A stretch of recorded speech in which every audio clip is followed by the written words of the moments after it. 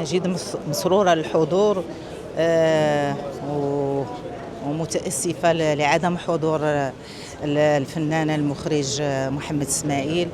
نتمنى له الرحمة والمغفرة في هذا اليوم. ولكن بالنسبة لي أن محمد إسماعيل لم يمت، والدليل على هذا الحضور الجميل ديال هذا الجمهور. يعني هو حاضر بروحه وبفنه، غادي يبقى حاضر دائما. ونتمنى للعائلة الكبيرة والعائلة الصغيرة الصبر والسلوان على هذا المصاب الجلال. بالنسبة للفيلم، كنت أنا يعني محظوظة وجد سعيدة، لأنه كان يعني جد سعيدة وجد متأسفة، لأنه كان آخر عمل ديال محمد إسماعيل قبل الموت ديالو. أنا لعبت هذا الدور، لعبت الدور الأم البطل اللي غادي يمشي يحارب، واللي غادي تكون تدور عليه القصة أو السيناريو. ما غاديش نهضر على السيناريو باش ما نحرقش المراحل. نتمنى لهذا الفيلم النجاح والتوفيق، ونتمنى للعائلة ديالو الصبر، ونتمنى لهم كذلك التوفيق والنجاح.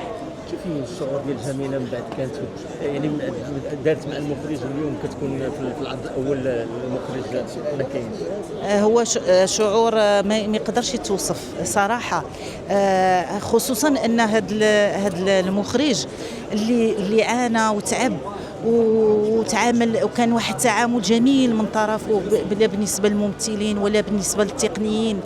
يعني ويجي اليوم أن نحن حاضرين وهو ما حاضرش، تحز في القلب ديالك صراحة. جميلة متبعة السوشيال ميديا نوعا ما، يعني شوية ماشي بزاف. ما يروج حول قطاع الصحة اليوم؟ كنعرفوا يعني كاين كلام كثير على الصحة. واش غادي نقول لك، تنتمنى، لأن الصحة هي كل شيء.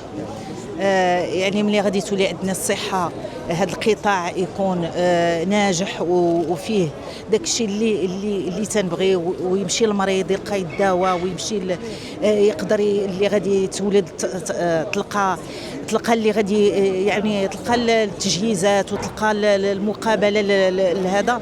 راه غادي يكون المغرب من أحسن وأجمل بلدان العالم. فعلا. شنو موجودة لنا جميلة؟ موجده لك واحد العمل مسرحي غادي نلعبوا نهار السبت في قنيطره، الا بغيتي تجي مرحبا والف مرحبا.